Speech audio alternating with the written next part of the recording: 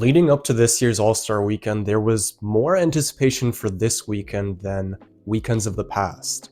And that's because in recent years, there's just been so many complaints about the effort and the quality of the actual game being played that we wanted to see a major change be made, and we wanted to see these guys give effort and really put on a show for the fans. And so when the NBA announced that they were going to change the format during All-Star Weekend, it gave fans reason to be excited and have some optimism. I was actually excited to watch the Rising Stars tournament and then watch the All-Star games on Sunday because I figured that the games would be more competitive.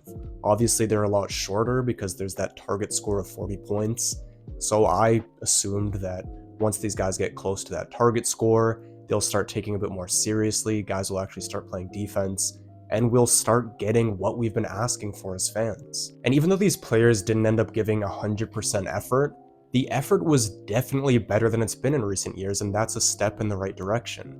The thing is, I'm not too optimistic about All-Star Weekend because I think this weekend in particular, we saw just how much the NBA is a business and how much they prioritize money over the actual product that's being placed in front of us. So in case you're wondering what exactly I'm talking about, I put an article up on the screen that just highlights the social media engagement that the NBA saw for All-Star Weekend this year. You can stop and read all of this if you'd like, but the main point is that the NBA had a record social media engagement for just the Friday and Saturday night alone, and they had 1 billion views across all social media platforms combined.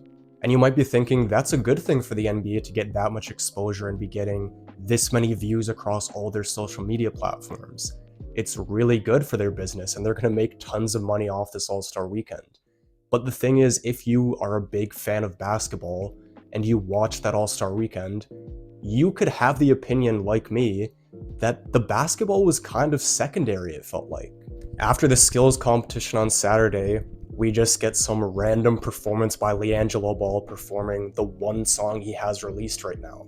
Then if we look at the festivities on Sunday, that was just even more ridiculous. That broadcast in total was about 3.5 hours, and they probably only played about an hour of basketball.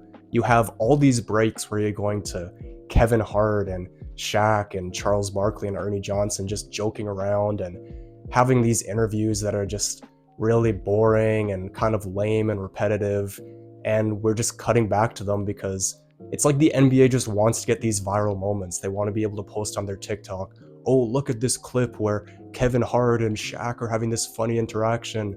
Oh my god, this is so amazing. We're going to get tons of views on this when we post it on TikTok.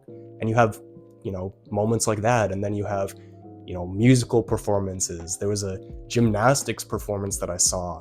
You just have all these sorts of different things. You had a Mr. Beast 3-point shootout competition just to fill in time.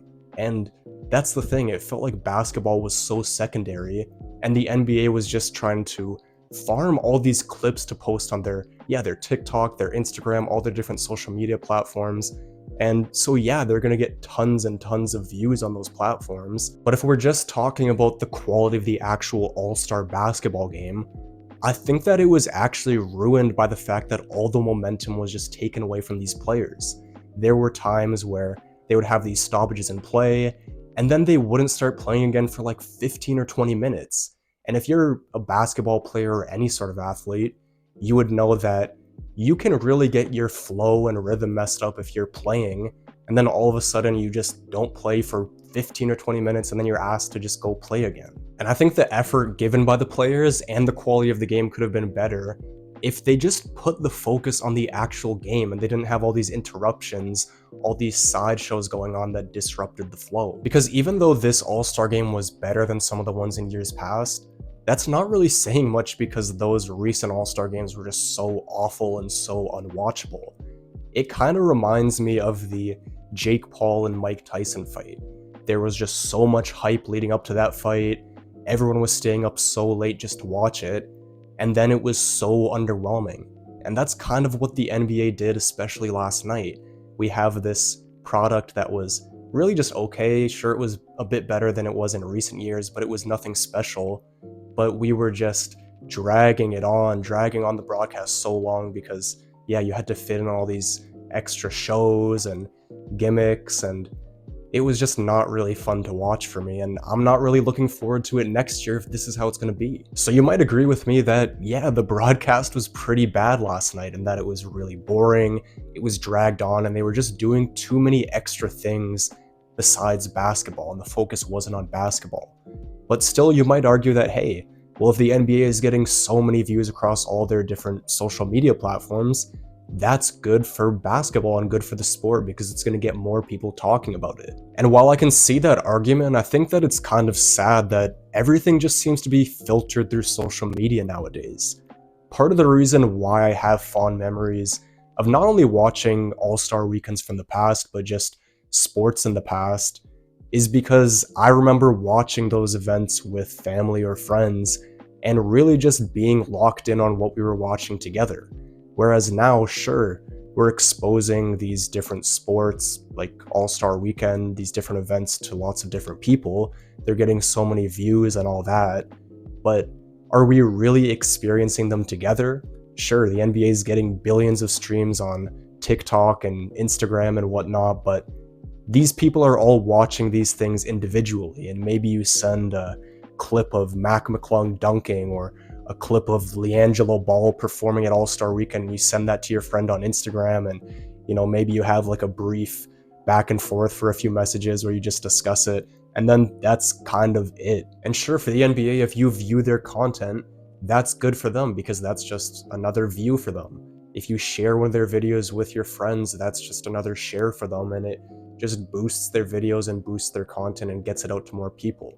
But I don't think that we're actually getting this experience of enjoying these sports and enjoying these events together when we're just doing it through social media. And the same thing can be said on the topic of sports betting. I was watching some of the All-Star games last night, and in the middle of the game, a FanDuel spread bet comes up saying, oh, this team has a minus 3.5 spread, and it's trying to promote people to bet on the actual All-Star game, which to me is just crazy. And it's sad to me that sports are becoming so secondary to these other things. It's like we can only consume sports if it's in short form content, like on TikTok or on Instagram, seeing these clips of different highlights of, the games or the events during All-Star Weekend. That's how we consume so much of our content. And then when we actually do watch the games, we need this incentive with money. We need to bet on the games to really be locked in. And we can't just watch the game for the sake of it and enjoying it and just enjoying watching these talented players play. There always has to be this added reason or incentive to watch these games. So those are just my thoughts on the All-Star Weekend this year. I think that effort-wise, it was a little bit better than in years past, but it's not a good enough product for me to justify watching when the broadcast is just so long, so drawn out, and just so extra, honestly.